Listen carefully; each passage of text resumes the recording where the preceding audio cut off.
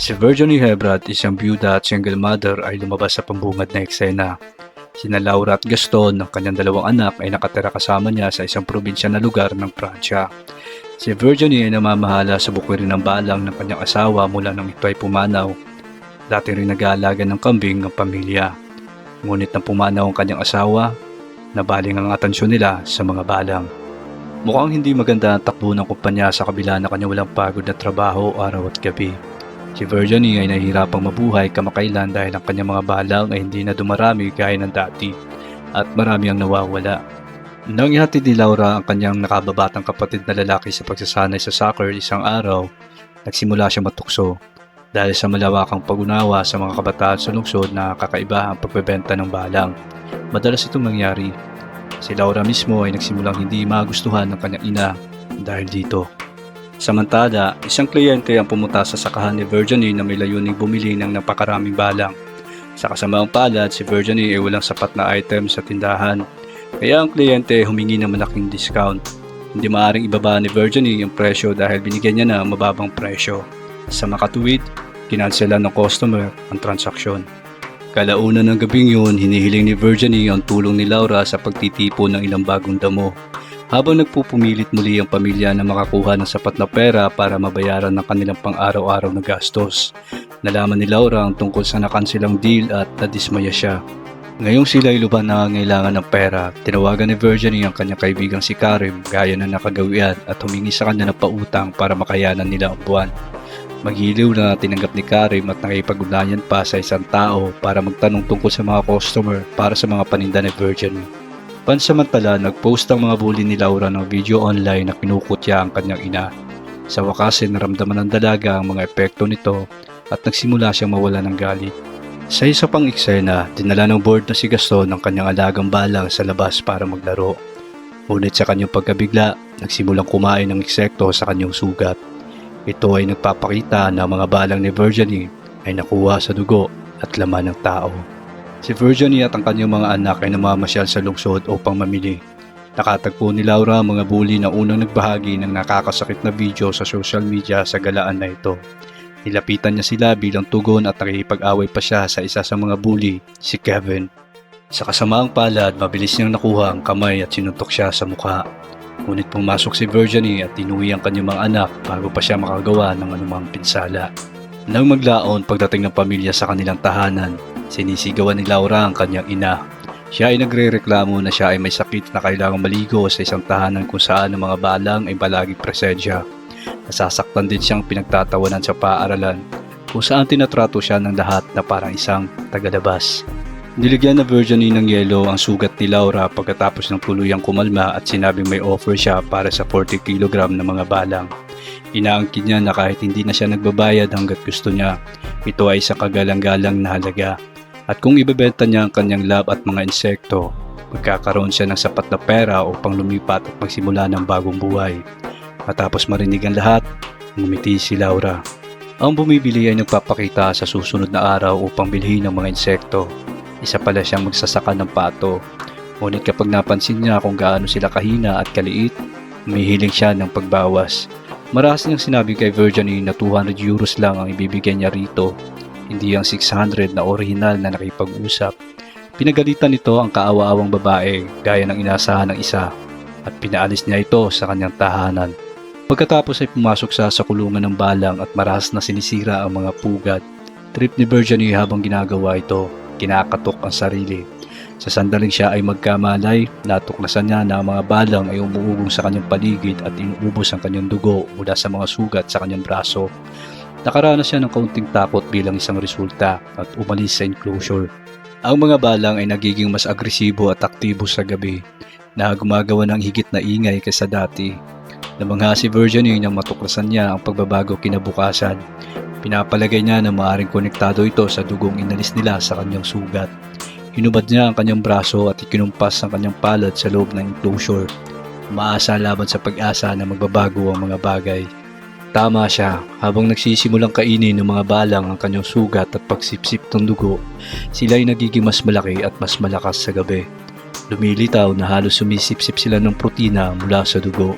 Kalaunan ay sinuot ni Virginie ang kanyang safety gear upang tingnan ang enclosure.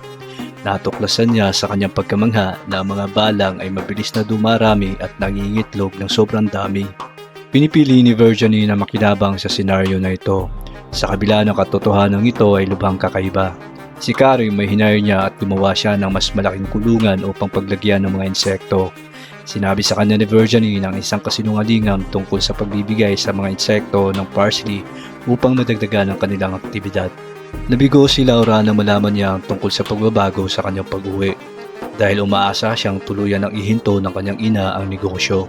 Dumating si Virginie sa hawla sa gabing iyon at nag-aambag ng higit pa sa kanyang laman at dugo mula sa kanyang bukas na sugat. Gumagawa siya ng hindi kapani-paniwalang peligrosong mga hakbang, ngunit wala siyang pakialam sa mga potensyal na epekto dahil kailangan niya magbenta ng higit pang mga balang upang kumita ng kinakailangang pera. Kinaumagahan, nag-load si Virginie ng ilang mga kahon ng mga balang at bumalik kay Brian upang isara ang deal. Ang mga balang ay mas malaki at mas sariwa ngayon, kaya nagpasya si Brian na bilhin ang mga ito sa isang patas na presyo. Nagsisimulang tumaas ang benta ni Virginie habang tumatagal. Ang tanging paghihigpit ay kailangan mo magpatuloy na bigyan sila ng dugo at laman. Nakaisip si Virginie ng solusyon at pumili ng ilang litro ng dugo mula sa isang butcher shop dahil imposibleng palaging pakainin ang kanyang dugo at laman. Pinagsasama niya ang dugo sa harina pagkatapos ng panganganak. Pinamumuo nito ng mga solidong pamumuo na pagkatapos ay ipapakain sa mga balang. Si Laura gayunpaman ay lalong naiirita sa lumalaking pag-aayos na kanyang ina sa mga balang. Sa kalaunan ay naabot na ang kanyang limitasyon na hindi niya na kayang tiisin ang cacophony na nagmumula sa mga greenhouse. Bilang resulta, napunit ni Laura ang isa sa mga greenhouse sa sobrang galit. Hinayaan ang isang kuyog na makatakas.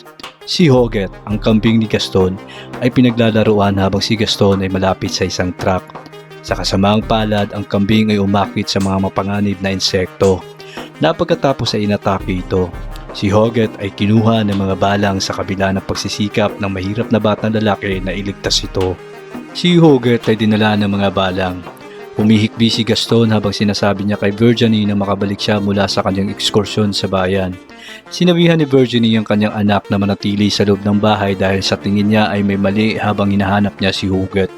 Ang walang buhay na katawan ni Hugot ay nadiskubre niya sa bukid na natatakpan ng daan-daang balang na nagpepestahan dito. Nasasaktan siya dahil dito, ngunit pinili niyang huwag sabihin sa kanyang anak ang totoo. Sa halip, nagkunwaring tinutulungan siya ni Virginie sa paghahanap ng alagang hayop habang dinadala niya ito sa paligid ng lugar. Nang tanungin ni Virginie si Laura tungkol sa greenhouse reef sa sandaling makauwi siya, mariing kinikilala ng huli ang kanyang mga aksyon. Dahil dito, nagkaroon ng matinding away ang dalawa kung saan inaakusahan ni Laura ang kanyang ina na responsable sa lahat at pinagbawalan siya ni Virginie na pumasok sa loob ng enclosure simula ngayong araw. Nagpasya si Virginie na magpahinga ng isang araw at ituring ang kanyang mga anak sa isang beach picnic pagkatapos ng ilang araw na walang tigil na trabaho. Pinapaliwanag din niya kung bakit nagpasya siyang hayaan si Gaston na pumunta sa isang soccer camp ng paaralan habang siya ay nagpapahinga sa tabi ng tubig na nagpapasaya sa kanya.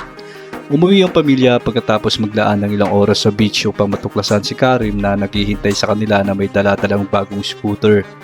Natutuwa si Laura na matuklasan na ang scooter ay isang sorpresang regalo mula kay Virginie.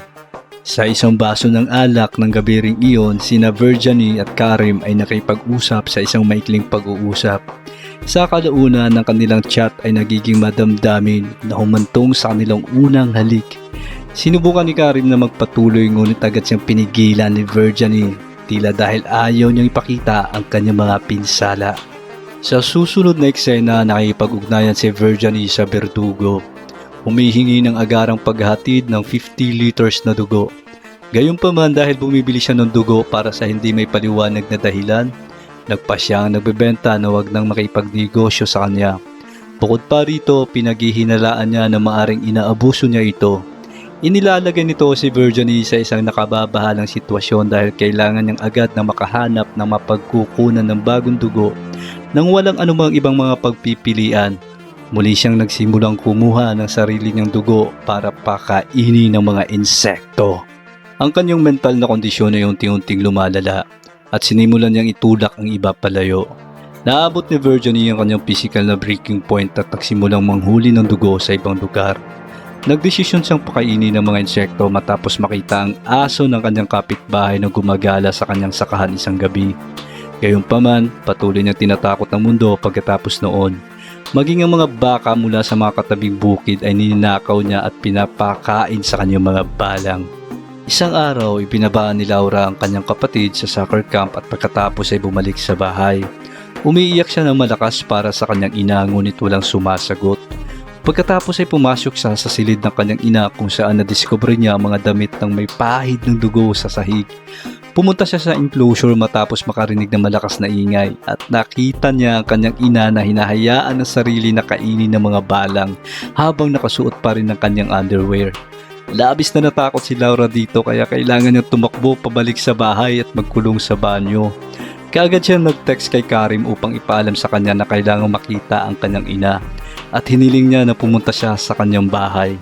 Di nagtagal, gumawa si Virginie ng harina para sa mga balang nang makarating si Karim sa ari-arian at natuklasan siya. Hindi niya ito pinapansin sa kabila ng mga pagtatangka nitong magsimula ng talakayan sa kanya. Sa lalong madaling panahon ay nakakaranas siya ng biglaang pagkahilo bilang resulta ng malaking pagkawala ng dugo. Tinanggap ni Karim si Laura at siya sa kanyang bahay at sinusubukang pasayahin sila sa isang gabi ng pelikula. Sa pag-aakalang ito ay dahil sa kanyang stress sa trabaho. Ibinunyag niya ang nakakatakot na eksenang nakita niya kanina sa property mamaya nang mag-isa sina Karim at Laura sa kusina.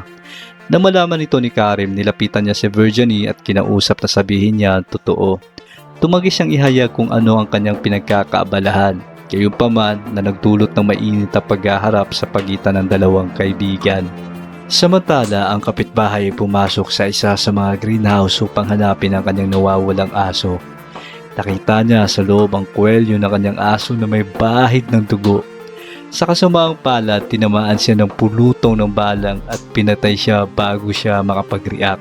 Nang maglaon, pagkatapos ihatid sina Virginie at Laura sa kanilang tahanan, pumasok si Karim sa mga greenhouse pagkatapos nilang obserbahan ang pagpasok nila. Hindi nagtagal natuklasan niyang walang buhay na katawan ng kanilang matandang kapitbahay na nababalot ng mga balang. Siya ay nasa lubos na pagkagulat dahil dito. Natuklasan siya ni Virginie sa labas makalipas ang ilang sandali at napagtanto niya na nalaman niya na ang kanyang sekreto. Ang baliw na babae ay tumakbo pabalik sa kanyang bahay upang harapin si Laura pagkatapos nilang magtalo muli. Tinanong ang dalaga tungkol sa sinabi niya kay Karim ngunit pinipigilan niya ang sarili at hindi na ipag-usap sa kanyang ina. Pumunta si Karim sa kanyang pickup at nag-alis ng isang tangker ng gas pansamantala. Ang mga greenhouse ay pagkatapos ay lubusang binuhusan ng gasolina at sinunog niya. Lumabas si Virginie nang marinig niya ang gulo at sinubukang pigilan si Karim, ngunit natumba siya sa lupa. Biglang nalaman ng dalawa na mga balang ay nakatakas sa kulungan at nagkukumpulan. Hinahayaan ni Karim na umalis si Virginie at nagbabadaling pumasok sa bahay. Nakikiusap kay Laura na ilak ang lahat ng pinto at bintana dahil sa takot sa kanyang buhay. Ngunit ang hindi umiimik na si Virginie ay naninindigan pa rin na iligtas ang kanyang negosyo. Sinusubukan niyang patayin ang apoy gamit ng fire extinguisher. Gayunpaman, nang marinig niyang sumisigaw ang kanyang anak, nagmamadali siyang pumunta sa bahay. Sa daan, nadatnan niya ang kawawang si Karim na kinakain ng mga balang. Ang susunod na eksena ay matagumpay na nakatakas si Laura sa bahay sa ilang paraan, ngunit siya ay nahabol ng mga balang. Tumakas siya at tumakbo sa kalapit na kakahuyan habang hinahabol siya ng kanyang nakakatakot na ina. Napagtanto na Laura na walang ibang pagpipilian. Umalis siya para maghanap ng lawa. Nagpasya siyang magtago sa ilalim nito matapos makita ang isang tumaob na bangka. Ang mga mapanganib na insekto, gayunpaman ay hindi bumibitaw at nagsimulang umatake sa bangka. Matapos tumaob ang bangka, dahan-dahang nalagutan ng hininga si Laura sa ilalim ng pinagsamang bigat ng mga balang. Maya-maya ay dumating si Virginie sa eksena at namagitan pagkaraan ng ilang oras. Gumamit siya ng pocket knife para matapang nalaslasin ng kanyang mga kamay na may pahid ng dugo sa kanyang muka. Ang kanyang diskarte ay upang iguhit ang mga balang sa kanya upang maprotektahan niya ang kanyang anak na babae. Ang pamamaraan ay napupunta gaya ng hinuhulaang at pinalibutan siya kaagad ng mga balang. At sinasamantala ni Virginie ang pagkakataong tuklasin ng lawa. Pumulusok siya sa malalim na tubig habang hinahabol ang hininga.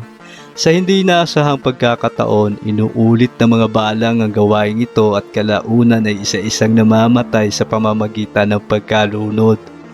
Nagbabalik si Virginie sa pagtatapos ng pelikula at mahigpit na kumapit sa kanyang anak na babae. Nangako siya na agad niyang isasara ang low-cost company.